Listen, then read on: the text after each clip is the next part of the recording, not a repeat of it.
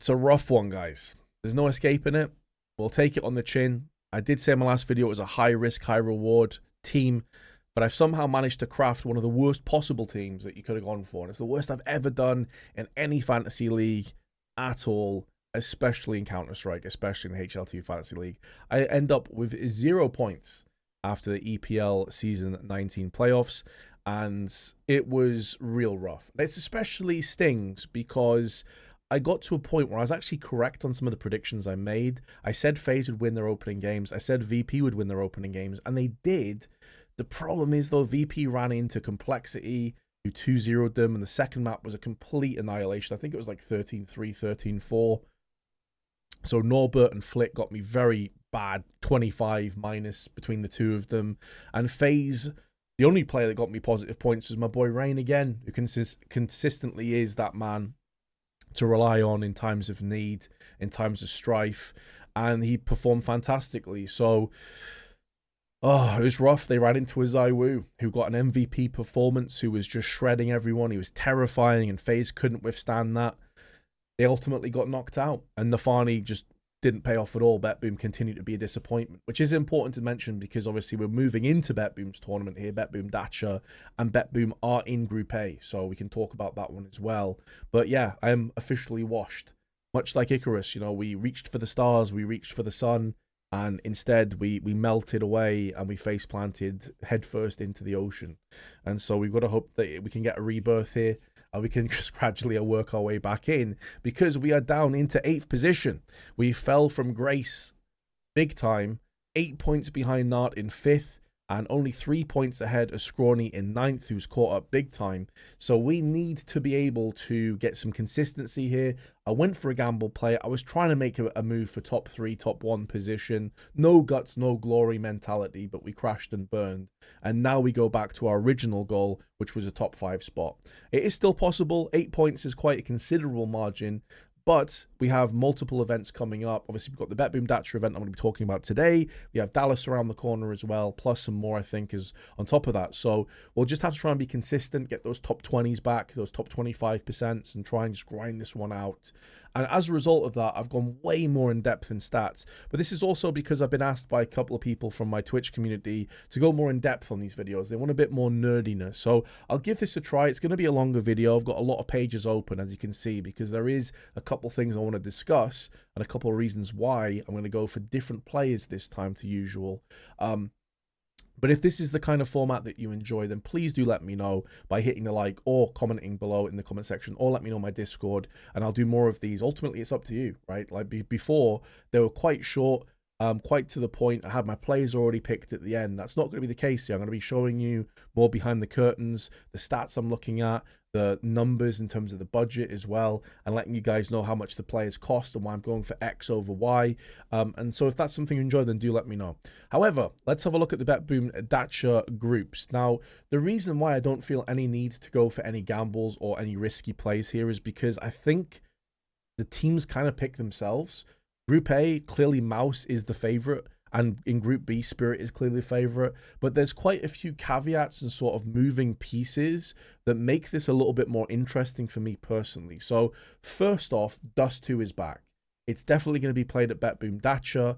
Obviously, it came out a little bit after EPL started, so they weren't going to change the rule set for obvious reasons. And so now we have Dust 2 making its re-emergence after a couple of years, about a year and a half to a year and 8 months or whatever out of the active pool. And so it's going to affect some teams, like it's going to affect some players, which teams and players are going to want to go for the Dust 2 and which are going to want to avoid it at all costs. And obviously Overpass also being out is going to favor some of these teams. Like VP like to play Overpass quite a bit. Spirit also had players on their roster that loved Overpass, like Shiro has historically had very good performances on Overpass. So you're looking at some of these changes, it can have repercussions and ramifications on how some of these players and teams are going to perform. On top of that, Heroic recently dropping Nikados a few days ago, have just picked up Dexter from OG, and so he fits into this team super last second. I can't imagine, as they're at EPL and before that, like the Major, and how active Heroic have been, they've had much time, if any, to get Dexter to fit into this roster and into this team. So Heroic are a bit weakened right now, but there's always the capabilities of it being a honeymoon phase. You know, maybe some of the problems that Heroic were having stemmed off the personality clashes and things of that nature. I'm purely speculating here. I'm not speaking off any insider knowledge whatsoever, but you know how it sometimes goes. Some teams just instantly hit a different peak when a new player comes in, and some teams take quite some time before they're hitting their A game. Look at VP, for example, with Electronic. They haven't quite hit the level people were expecting to instantly. They've been a bit slower to meet that mark. I think eventually they will get there. Is this the event? Again, that's another interesting point to raise. Not sure. Dexter also, should be mentioned, hasn't played an official game, as far as I'm aware, since May 2023.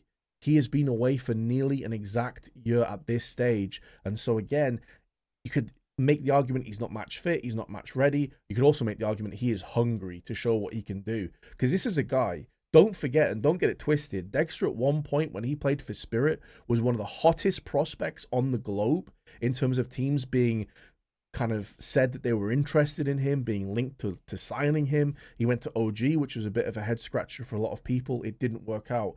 This guy at one stage was that guy. He was a guy everybody wanted because of some of his performances at bygone majors and how he was playing with Spirit, which of course is another interesting part because now he's playing against some of his ex-teammates in Group B. But I think when you look at Group A and Group B, Spirit definitely the favourites in Group B, but Mouse definitely the favourites in Group A. Spirit, though, have not played since the major. So they've been inactive for about the last month and a half.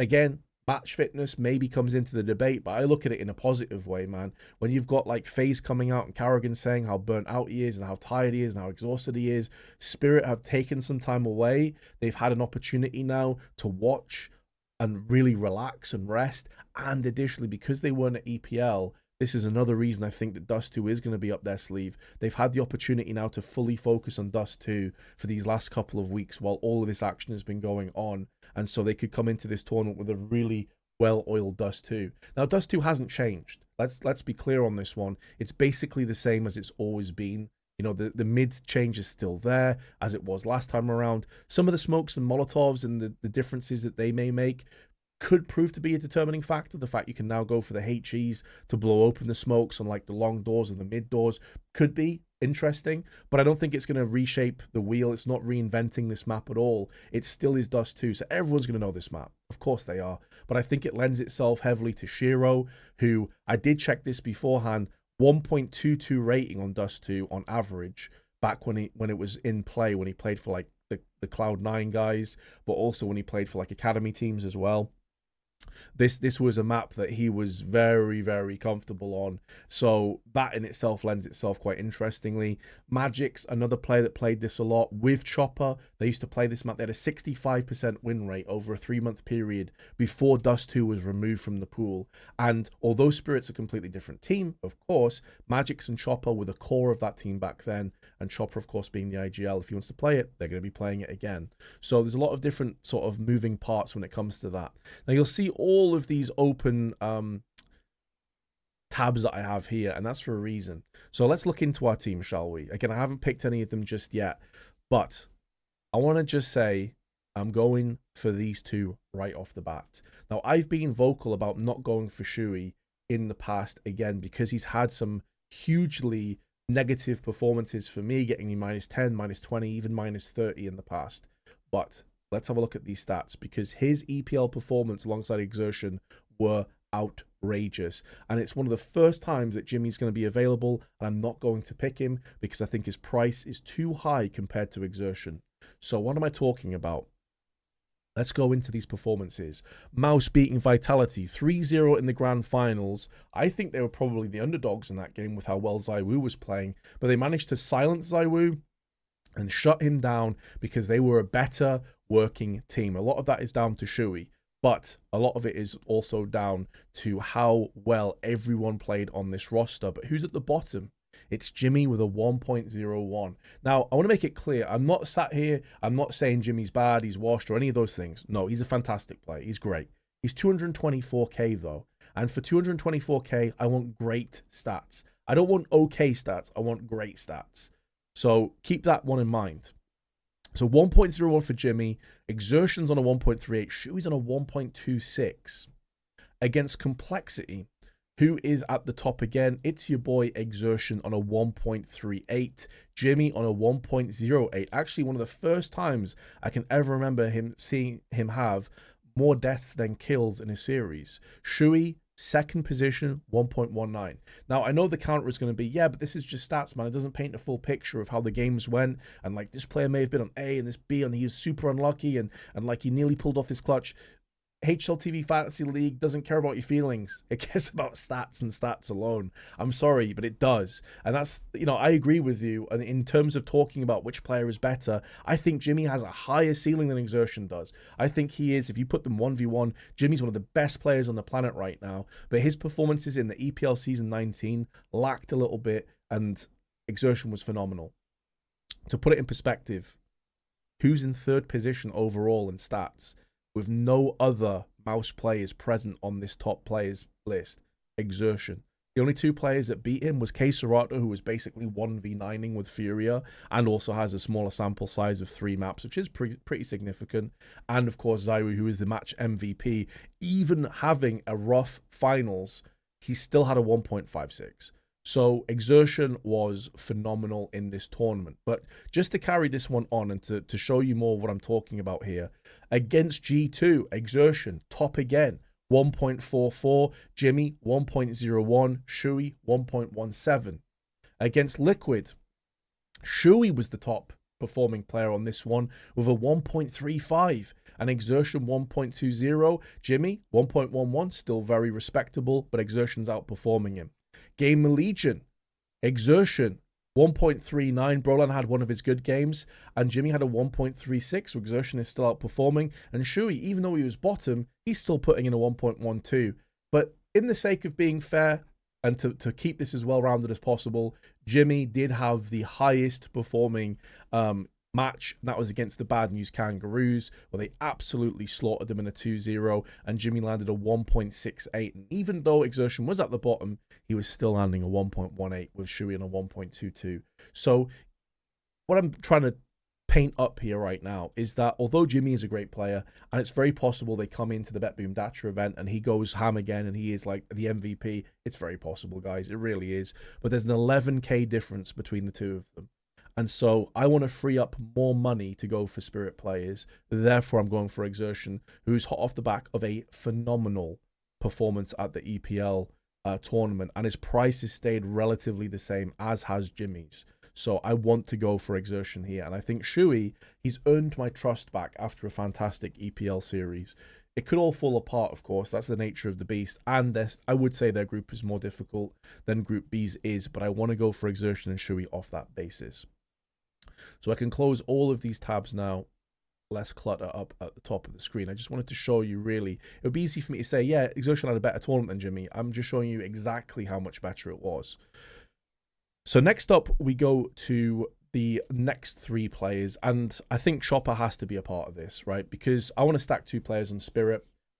Additionally, I think with Dust 2, it's going to favor them quite heavily. And Chopper is the cheapest player, but he's also going to be bagging you tons of points because they're going to get wins. And Chopper is just really good value for money for 193k. Sometimes he's towards the top of the leaderboard as well for Spirit. He has games where he is actually up there and dropping some serious numbers. But also another great part of picking someone like Chopper, and this is another thing to think about if you are crafting a fantasy league team, is some people are so good at certain roles that they're almost going to guarantee you like 4 to 5 points each game or thereabouts off that role.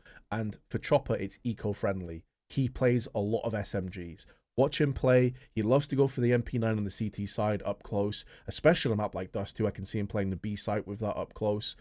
Even when they're gone for full buy rounds, he'll happily go for a Mac 10 on the T side of things as well. He'll drop across rifles to his teammates and he'll take the SMGs for himself. He is very, very capable with these guns, and because he is a full IGL in the full sense of the word, he wants to throw those assault rifles to the donks, the exertions, not quite, the donks, the zontics is what I was going to say there, and the magics of the team, rather than take it for himself. So he's a great pick. I think unless he gets up to like 200k, he's going to continue to be a really good pick.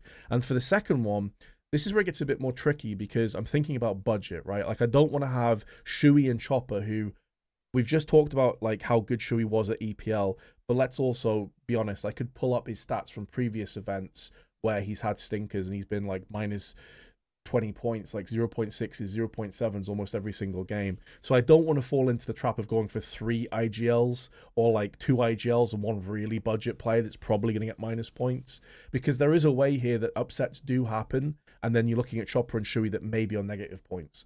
So I'd rather go for a more fully fleshed out team with 5 solid players, and not going for multiple IGLs more than 2 in the 2 winning teams, then go for like, I assume if I go for Shiro here, then yeah, 183k is going to leave me very little looking at Snappy, Norway, and Nafani. And like, if we're being honest, this Falcons team, for me, just lacks firepower so much that I feel it's difficult for me to even get excited for a Magix that is down at 189k, a Magix, sorry, that's down at 189k. Because like if Sun Pius isn't setting the world on fire, I just don't see where the frags come from. Like, Madden has his performances. I love Dupree as a player. Like he really is up there as like one of the GOATs as far as I'm concerned. But these stats may be like a little bit off because of his Preezy days, and I don't think he's going to perform at that level when you're looking at against Mouse and when you're looking up against like VP and stuff. So I don't feel particularly excited about picking Snappy for 175k. Maybe if it was back at his end stage where he was actually fragging pretty hard sometimes, especially on maps like Nuke, but that's not really the case anymore. Nafani, I've been burned off him in the very last fantasy league I did, so no thank you. And Norway, Aurora, I don't know what to think of these guys. I was looking into some of the stats between Aurora and MIBR, by the way, and MIBR beat Aurora 2-0 recently, and it was pretty one-sided. It was 13-11 and 13-7 on Mirage and Anubis. So I think off some of the basis of what I'm seeing, don't really want to go for Aurora. I would probably prefer to go for MIBR over that second team of Heroic as well. So it means I'm going to have to drop down from Shiro, which does kind of sting because I think Shiro is going to get points. And I could go for like Snappy, but then I'm worried that if VP and Mouse beat Falcons, he's going to get me a lot of minus points, and then I'm falling into the trap I just talked about of 3 IGLs, all capabilities of getting negative points. So I think I'm going to see if Zontix can fit in with anyone that's more interesting. So we got 195k instead, as we've dropped down considerably from Shiro. That now offers us Norbert. I'm not falling for that again, Chief. I did last time, and that did not work out. Dexter for 193k is interesting. That is a proper coin flip, a proper risk. It is capable of greatness, though, because, you know, being away for a year, you have to think he's going to come into this tournament. He's going to be like, listen, I've been unshackled now. I've been hungry. I've been waiting for my opportunity. I've been on the bench. I've been rotting away. And now I have a chance to sink my teeth into some top flight Counter-Strike that's going to have a lot of eyes on it and really show the world, like, what I can do, what you've been missing out on. That's very possible. 193k is, I think that's perfectly priced, actually, for him. It's a tempting offer. Make no mistake, a very tempting offer. Could go for Madden. Again, though, I've already discussed, I don't really feel like going for Falcons. Drop at 192 is very good value for money. I mean, MIBR have been doing solid work behind the scenes. They've been plugging away. They've been pretty active. Looking into their stats, their only real losses consistently have been against Pain Gaming, who have been kind of a boogeyman of MIBR, which has been the case for quite some time. But insanely great talent. Safe for 199k, very good value for money. And Exit for 201 is pretty solid value for money as well. My concern, though, is for me, it's a coin flip between MIBR and Heroic. Heroic because they have sort of this replacement coming in. But when you look at the team, man, like, not that long ago at the major, Heroic were making some real big cases for being a dark horse pick. Like, Nertz was a monster. He's had a big drop-off, though, with Nikados obviously being removed now. Is that going to reignite him? Tesses, solid. Shush for 198k is really solid value for money as well. And Kicksan can even have those performances where he's putting up some big numbers. So I think it is a coin flip between, like, Heroic and MIBR for me. But I did just see there in the corner of my eye, there's another potential here. If I drop to Magix, I can get Electronic instead. Now that is looking spicy to me. That's looking real interesting. Because then you don't fall into the trap of having like another budget player. You have a solid, rock solid 5-player lineup. I think VP will finish second in this group behind Mouse. It means I don't have to go for more of a coin flip. You kind of know what you're getting with Electronic. He's going to be solid. He's going to get big performances. I think they smash BetBoom, and Electronic can get tons of points against them. Against the Falcons, I could see Electronic getting points against the Falcons as well. I feel really good about this team, actually. Like, yes, you are missing out on some potential points for Spirit because Magix is consistently performing less than Zontix is, but they've had some time away now, like a month and a half. Maybe some of the roles have changed a little bit. Maybe they've switched some things around. Also, Magix, I did look into his Dust 2 performances before Dust 2 was removed when he was playing this. And yes, again, it was like a year and a half, a year and 8 months ago, but he was averaging a 1.08 to 1.10 performance, which is around his average still now on Dust 2, and he was playing up close. So I went back and watched some of his demos. He's playing up close on like the long doors. He was really active on both sides for Spirit. So I think actually Magix might not be a bad choice here, especially as I'm expecting Spirit to have a fairly straightforward group stage and to get tons of wins. But the other reason why, as I just mentioned before, I'm actually going to pick that team. I'm not going to move around too much on this, so I'm picking this team. The other reason is it's very easy to assign roles to these two players, right? I'm going to show you right now.